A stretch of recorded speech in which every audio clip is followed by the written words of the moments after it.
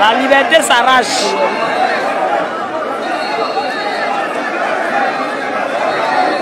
Le peuple avance, les militaires reculent.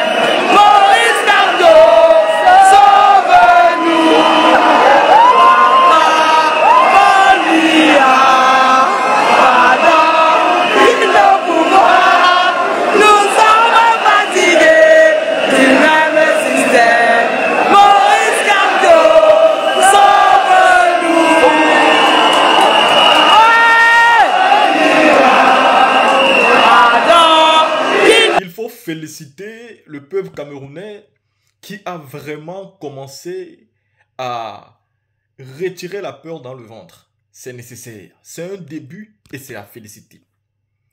Même si malheureusement, à l'heure où nous faisons cette vidéo, nous apprenons que l'opposant principal lui-même est assigné à résidence surveillée depuis. Donc on peut dire qu'il est arrêté et qu'il n'a pas encore été libéré. Il se retrouve toujours dans la ville de Douala et il veut arriver à la capitale politique à Yaoundé. Mais le gouvernement camerounais ne veut pas lui laisser respecter le programme qu'il avait. Donc ils veulent enlever l'opposant principal pour l'amener directement dans la capitale politique qui est Yaoundé, alors que le monsieur voulait encore tenir ses meetings à Douala. Et comme Douala est la capitale économique et que c'est la jeunesse de Douala qui a plus de courage dans les mobilisations, le gouvernement est conscient que si Maurice Kamto reste à Douala, quelque chose peut se passer. Et pour eux, c'est mieux qu'il soit à Yaoundé, la capitale politique, parce qu'à Yaoundé, les populations ont plus peur. Là-bas, les militaires sont dehors, c'est même plus les policiers. Et donc, ils pensent qu'avec Maurice Kamto à Douala, il peut vite les déstabiliser étant dans la capitale économique. Donc, ils veulent obliger le monsieur à partir à Yaoundé. C'est déjà ça, il n'est pas en prison, il n'est pas arrêté, mais il est quand même à résidence surveillée. La seule chose qu'on retient aujourd'hui, c'est que le peuple camerounais est courageux. Et ne vous laissez pas distraire. Il est temps que l'opposition camerounaise comprenne que l'opposant principal, c'est Maurice Kamto. Que vous soyez je ne sais pas de quel bord, M. Paul Biya a déjà fait plus de 43 ans au pouvoir. Je pense que lui-même, il n'a même plus envie de gouverner. Il faut juste ce sursaut de la jeunesse. Il faut juste ce réveil de la jeunesse pour que la police, la gendarmerie et l'armée eux-mêmes prennent leurs responsabilités d'aider, n'est-ce pas, le peuple à prendre ses responsabilités.